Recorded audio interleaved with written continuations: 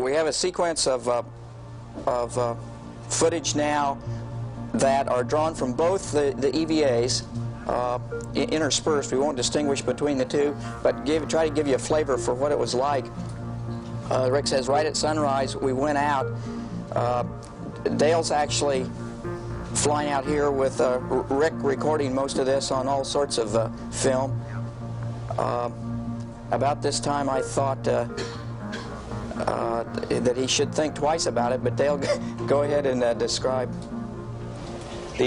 Joe had done this on flight day 5 and had proven that the MMU and the Stinger concept for capturing the satellite worked, in fact worked perfectly. And I essentially had just a lot of fun on flight day 7, knowing that it all worked. Took a big load off my mind.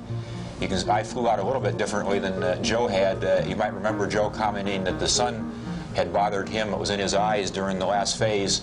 And you'll see here in a minute that when the sun finally does come up, I was fortunate enough to use the orbiter's nose to shadow the sun. So my approach to the satellite, and you can see that the shadow of the nose of the orbiter now is on the satellite and on me.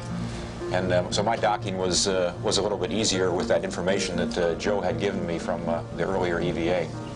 MMUs performed flawlessly, as you heard us talk about from space, and this method of capturing the satellite certainly worked well. And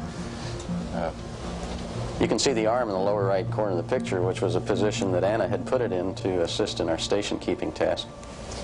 Notice that the people who brought that satellite to us left it in absolutely perfect position with regard to its rotation and lack of nutation, which we appreciated. We can't emphasize that enough. The satellite originally was rotating 50 revolutions per minute, but was slowed down by ground controllers very painstakingly over many, many weeks' time.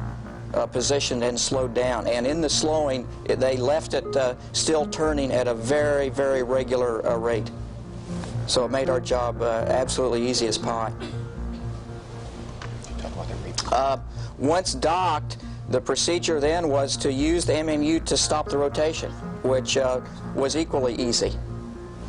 You can see it's now quite stable, and the MMU pilot could then maneuver the satellite, turn it wherever we wanted it in such a way that Anna could grab the grapple fixture. Yeah, this is a sequence from the first rendezvous, and it worked just like it did in the simulator, getting Joe commands to maneuver it such that I could see the end effector, the grapple target, and it went very well, very smoothly.